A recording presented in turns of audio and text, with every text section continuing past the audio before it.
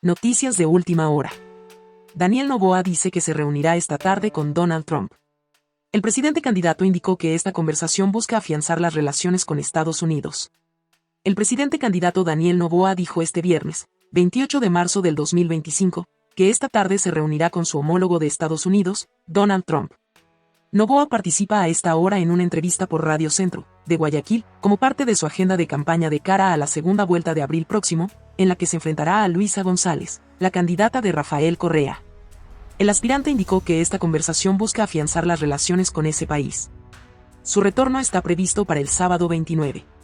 Noboa recordó que pese a que Trump mantiene una pausa en sus programas de cooperación con varios países, al Ecuador ya nos desbloquearon 8, en la lista de deportación no estamos, y esto se da, según dice, porque el gobierno está trabajando en seguridad, en dar empleo y otras acciones. Seguimos con las noticias. Daniel Noboa viajará a Estados Unidos con una comitiva, este 28 y 29 de marzo. El mandatario cumplirá actividades oficiales en Miami y Fort Lauderdale.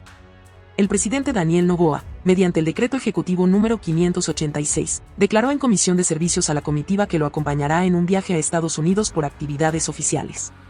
Según el documento, Noboa viajará este 28 y 29 de marzo a las ciudades de Miami y Fort Lauderdale, en el estado de Florida, para cumplir con actividades oficiales. La comitiva oficial que acompañará al primer mandatario estará conformada por Ministra de Relaciones Exteriores y Movilidad Humana, Gabriela Sommerfeld. Secretaria General de Comunicación de la Presidencia, Irene Vélez. Secretario General de Integridad Pública, José Julio Neira. Director General del Centro de Inteligencia Estratégica, Michele Sensi Contugi y Casa. Gerente General de la Corporación Nacional de Telecomunicaciones, Roberto Curi. Adicionalmente, la comitiva de apoyo estará conformada por el subsecretario de Protocolo y Ceremonial, un funcionario de la Dirección de Fotografía, el jefe de Seguridad y edecán del Ejército. De acuerdo al decreto, los viáticos y demás gastos que demanden este desplazamiento se cubrirán con cargo al presupuesto de las instituciones a la que pertenecen los integrantes de esta comitiva. El decreto fue firmado en Guayaquil, la noche del 27 de marzo. Seguimos con las noticias. Daniel Noboa dice, Luisa González sacó su verdadera esencia en el debate, se desenmascaró. Durante el debate, González reconoció a Nicolás Maduro en Venezuela, ampliamente criticado por la falta de transparencia en su sistema electoral. El presidente Daniel Noboa, quien también es candidato presidencial en las elecciones 2025, se refirió este viernes a la actuación de la candidata del correísmo, Luisa González, en el debate electoral del pasado domingo. Por 4 meses llevan tratando de esconder, maquillar, arreglar y perfumar un personaje para que parezca una socialdemócrata moderada, buena mujer, tranquila, dijo Noboa. Pero, sacó su verdadera esencia en el debate cuando reconoció al régimen totalitario de Nicolás Maduro en Venezuela.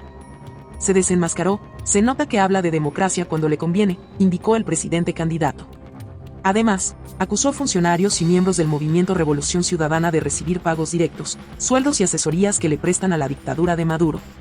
Criticó, además, la comparación de González con el presidente estadounidense, Donald Trump. Ella iba a ser como Trump, al mismo tiempo no hace sentido ser Trump y ser Maduro. Luisa quiere reconocer a Maduro, luego hacer negocios con Venezuela, agregó. Esto fue lo que dijo Luisa González sobre Nicolás Maduro en el debate. Daniel Noboa le pregunta, Luisa, ¿vas a reconocer al gobierno totalitario y dictatorial de Nicolás Maduro, en Venezuela? Luisa González responde, sí. Luisa González dice, necesito reconocer el gobierno de Nicolás Maduro. Seguimos con las noticias. La Fiscalía solicitó la autorización correspondiente para periciar el celular de Eduardo Franco Loor. El dispositivo fue retenido en el aeropuerto de Nueva York el pasado 13 de marzo de 2025. La Fiscalía General del Estado solicitó a la autoridad competente que se permitan las pericias y el análisis del contenido del celular de Eduardo Franco Loor. Es vocal del Consejo de Participación Ciudadana y Control Social, quien fue retenido en el aeropuerto John F. Kennedy de Estados Unidos. El equipo fue entregado a la justicia ecuatoriana el 26 de marzo en la Embajada de Estados Unidos en Quito gracias a un memorando de entendimiento entre el Departamento de Seguridad Nacional de Estados Unidos, la Administración para el Control de Drogas, DEA, y el Ministerio del Interior de Ecuador, en el que se posibilita el intercambio de información acerca del tráfico ilícito de estupefacientes, delitos conexos y delincuencia organizada transnacional, que fue suscrito en 2018 y se ratificó en 2024. El dispositivo será investigado como parte del denominado caso Liga 2, en el que están procesados por el presunto delito de asociación ilícita los exconsejeros Augusto Verduga, Yadira Saltos, Eduardo Franco Loor y la consejera en funciones del Consejo de Participación Ciudadana Nicole Bonifaz. Los implicados tienen prohibición de salida del país y deben presentarse cada 15 días como parte de la medida cautelar que se les impuso por este caso. La investigación de la Fiscalía General del Estado se desprende de los chats extraídos del teléfono de Verduga, que fue incautado en enero de 2025, en los que se revela cómo presuntamente estos funcionarios operaban en conjunto para controlar algunas instituciones del Estado. Franco Loor, al conocer que su celular formará parte de las investigaciones, señaló que la Fiscalía General del Estado y los peritos no encontrarán nada irregular en su dispositivo.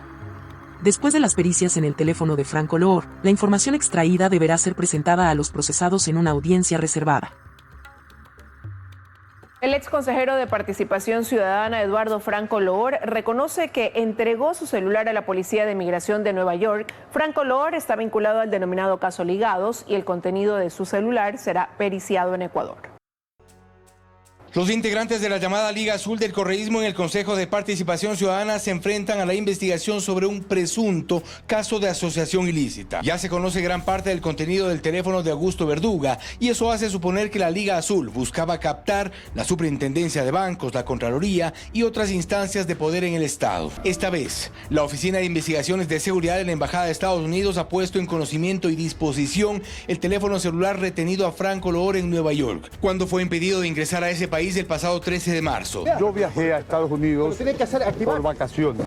En el documento de notificación a las partes procesales en el caso Ligados, se asegura que el celular podría ser de utilidad en la investigación y se solicita se designe un funcionario policial que reciba el dispositivo. De ahí que se hará una pericia al contenido del celular del ex consejero Eduardo Franco Loor y eso supone otra caja de sorpresas. Yo no sabía que había la audiencia. Pero usted estaba notificado. Franco Loor fue parte de la Liga Azul junto a Yadira Saltos y el polémico Augusto Verduga dentro del Consejo. Los tres fueron destituidos y ahora son investigados junto a Nicole Bonifaz, quien está en funciones y también ha sido relacionada con los azules. No obstante, Franco Loor ha reaccionado a la notificación sobre la entrega de su teléfono de Estados Unidos a Ecuador.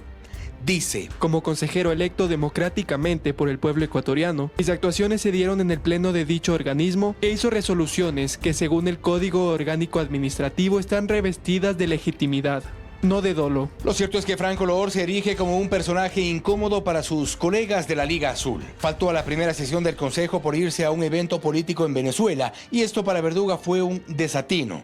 Se lo hizo saber por mensaje. Muchos de sus coidearios dentro y fuera de la Liga Azul le han reclamado por este desatino. Sobre sus respuestas y acciones en este contexto, seguramente habrá noticias en su celular, cuyo contenido será materializado en el expediente Ligados. Él dice que no. Y en este cuarto día de campaña electoral de la segunda vuelta, la candidata presidencial de la Revolución Ciudadana, Luisa González, recorre la provincia de Cotopaxi. En la ciudad de La Tacunga mantuvo entrevistas en varios medios de comunicación y además se reunió con diferentes sectores sociales. El presidente candidato Daniel Noboa tuvo agenda privada la mañana de este jueves. Una de sus últimas actividades fue participar de un conversatorio con jóvenes universitarios.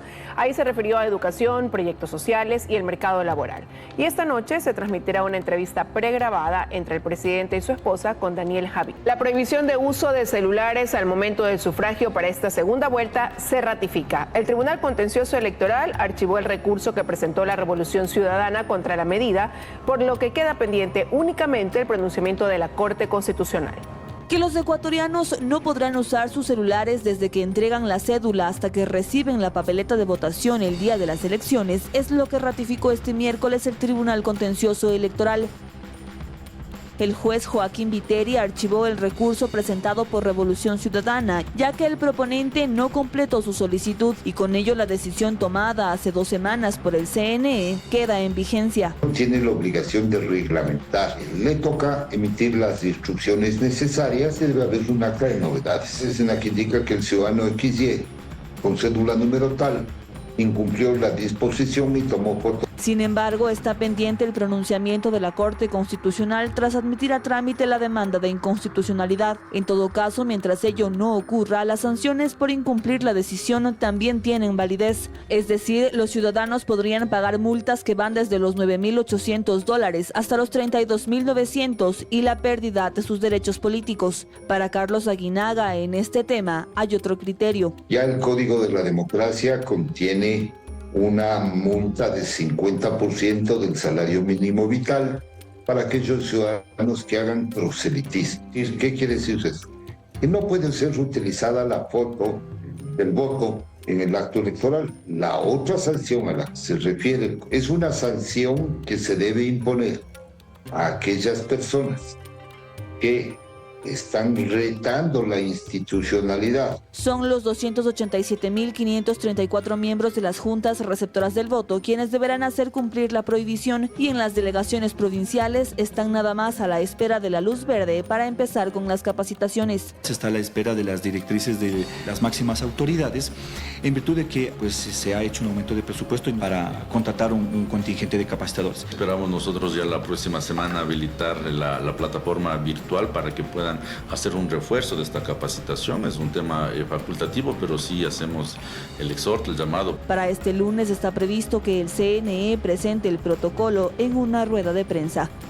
Por otro lado, dentro de la agenda de ayer del presidente candidato Daniel Noboa y su esposa Lavinia Balbonesi, se dio una entrevista realizada por el conferencista mexicano Daniel Javid.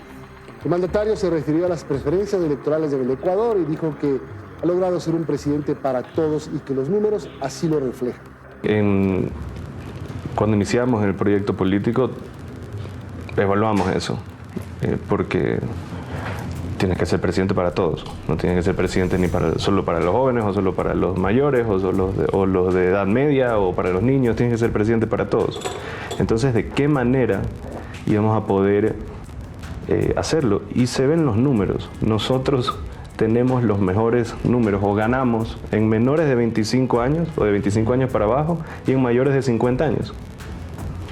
Entonces es algo muy difícil de lograr, porque no es fácil. Y está listo el informe para primer debate de la reforma al artículo 110 de la Constitución, que plantea eliminar la entrega de recursos del Estado a las organizaciones políticas.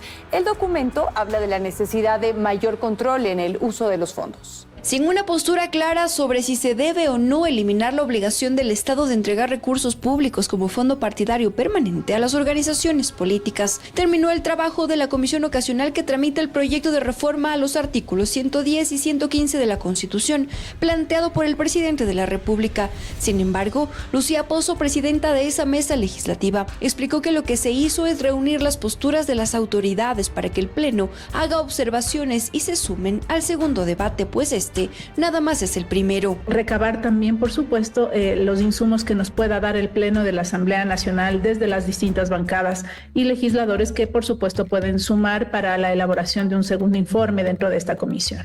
En este primer informe recogen los datos que entregó el Consejo Nacional Electoral, por ejemplo, que solo 17 de las 233 organizaciones políticas que están reconocidas en el país reciben al momento el fondo partidario permanente. Pozo asegura que el documento hace un amplio análisis del control sobre el uso de los recursos públicos. Por esa razón no tiene prácticamente ningún sesgo este primer informe, sino la preocupación tanto del Estado, del cuidado de los recursos públicos, como de las organizaciones políticas y varios otros sectores que piensan que es fundamental que desde el Estado exista una posición igualitaria. Para construir el informe para primer debate aprobado por unanimidad en la mesa ocasional, durante el debate recibieron la comparecencia de representantes de las organizaciones políticas, las que llevaron clara su negativa al retiro de estos fondos, pero también fue cuestionada la necesidad de la existencia del Instituto de la Democracia. Quizás es la organización política más grande porque es la que más recibe recursos de organizaciones políticas y no sabemos si ha habido una formación adecuada también de este Instituto de la Democracia, que si bien es creado por la Constitución, no sabemos si está respondiendo también los objetivos por los cuales fue creado. Las legisladoras esperan que esta misma semana la presidenta de la Asamblea lo ponga en el orden del día para que sea esta legislatura la que tramite este cambio a la Constitución antes de que termine su periodo. La convulsionada situación política del país es uno de los principales impedimentos para tener una moneda local. Esto se afirma desde el Banco Central. El titular de esta institución agrega que el no fortalecer la moneda de curso legal podría perjudicar a la estabilidad económica de Ecuador y aumentar el costo de la vida. como el consenso nacional más importante que mantienen los ecuatorianos. Así fue como calificó a la dolarización Guillermo Avellán, gerente del Banco Central. En nuestro espacio de entrevistas, aquí Avellán aclaró que la preferencia hacia el dólar no es suficiente, por lo que se requiere incorporar mejores condiciones para fortalecer esta moneda. Como estabilidad política, finanzas públicas ordenadas, estabilidad financiera, y también contar con un banco central que tenga altos niveles de liquidez. Esto se traduce en un nivel adecuado de reservas internacionales. Que permitan dos funciones esenciales mediante la provisión de efectivos a través de la banca y pagos al exterior, solicitados por las entidades públicas o privadas que mantienen recursos en el Banco Central. Las condiciones institucionales y políticas del Ecuador generan ciertas dificultades para tener una moneda local, y por ende la dolarización se vuelve una ancla de estabilidad y de buenas condiciones. Avellán de igual forma sustenta con datos ciertos por qué cuidar los fondos internacionales del Banco Central, de quienes buscan meterle la mano sin importar la incertidumbre que provoquen, aumentando el riesgo país. Es importante que la ciudadanía conozca que este no es un tema ideológico. Cuando los países se quedan, o un banco central se queda sin dólares y sin reservas, se puede generar una crisis muy grave, porque básicamente implica que no se pueden hacer pagos al exterior, que no se pueden importar bienes y servicios que son fundamentales para el funcionamiento de una economía, como combustibles. Cuando hay escasez de bienes y servicios en un país, lo que sucede es que aumentan los precios. Ejemplo de aquello actualmente es Bolivia, que se encuentra al mando de Luis Arce, exministro de Economía de Evo Morales. Ayer la candidata presidencial por la RC, Luisa González, recorrió la provincia de Cotopaxi como parte de su campaña por la segunda vuelta.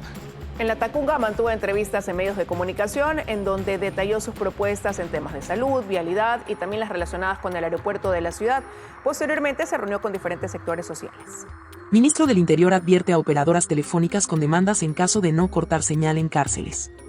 Voy a ir a las diferentes penitenciarías para comprobar que la señal de celular esté desconectada. Ya el mensaje fue claro, dijo. La tarde de este miércoles, 26 de marzo, el ministro del Interior, John Reinberg, advirtió de demandas a operadoras telefónicas en caso de mantener señal de telecomunicaciones en zona de cárceles.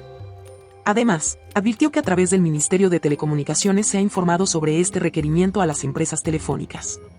Como son zonas de seguridad, ellos están avisados y vamos a hacer lo que tenemos que hacer, mencionó el ministro. En caso de que las operadoras no realicen el corte, el ministro insistió en que se harán las demandas pertinentes, porque esas son zonas de seguridad.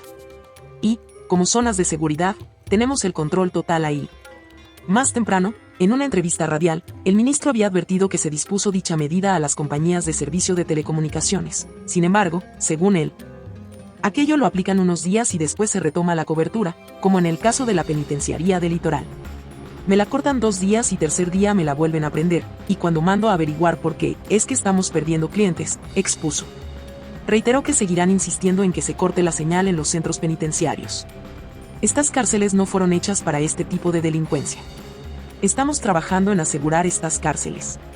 Estamos en construcción las nuevas cárceles, pero por lo pronto la gente tiene que entender que tiene que ser un equipo para trabajar, expuso. Policías y militares suelen realizar continuos operativos para detectar objetos prohibidos, entre esos teléfonos celulares con los que antisociales suelen comunicarse hacia el exterior. Participar en hechos delictivos mediante coordinaciones e incluso dar directrices a cómplices que siguen operando en los exteriores.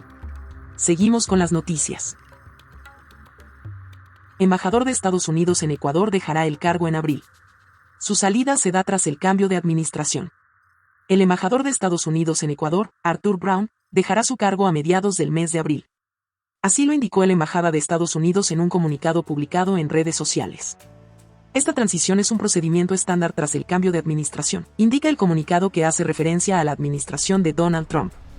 El pasado 19 de junio de 2024, Brown presentó las copias de sus cartas credenciales a la ministra de Relaciones Exteriores, Gabriela Sommerfeld. Brown es un diplomático de carrera. El funcionario es miembro de carrera del Servicio Exterior Superior con rango de ministro consejero. Y se desempeñó como asesor principal en la Oficina de América Latina y el Caribe de la Agencia de los Estados Unidos para el Desarrollo Internacional, USAID, en Washington, D.C. Seguimos con las noticias. Viviana Veloz involucra a la Asamblea Nacional en la campaña electoral de Luisa González en Esmeraldas. Ante la escasa presencia de asambleístas en Esmeraldas, a las 13:35 se cambió la modalidad a sesión semipresencial y se procedió a tomar lista nominal. Una maniobra de última hora, ejecutada por la presidenta de la Asamblea Nacional, Viviana Veloz, ERC, evitó que fracasara su convocatoria a instalar la sesión presencial en la provincia de Esmeraldas para aprobar un proyecto a favor de esa jurisdicción, pues no todos los legisladores llegaron. Veloz trasladó el pleno del Parlamento a Esmeraldas por pedido de la presidenta nacional y candidata del Movimiento Revolución Ciudadana, RC, Luisa González, quien llegó también a esa provincia en medio de sus actividades de campaña. La sesión fue convocada para las 13, pero pocos de sus colegas se presentaron. Y para evitar que fracasara su instalación, Veloz ordenó a la Secretaría de la Asamblea, a las 13:35, que notificara a los asambleístas el cambio de modalidad de sesión presencial a semipresencial. De esa forma, lentamente, el secretario Alejandro Muñoz empezó a tomar lista hasta esperar a que los convocados empezaran a conectarse de manera virtual. Recién a las 14:45 constató que 119 asambleístas contestaron al llamado.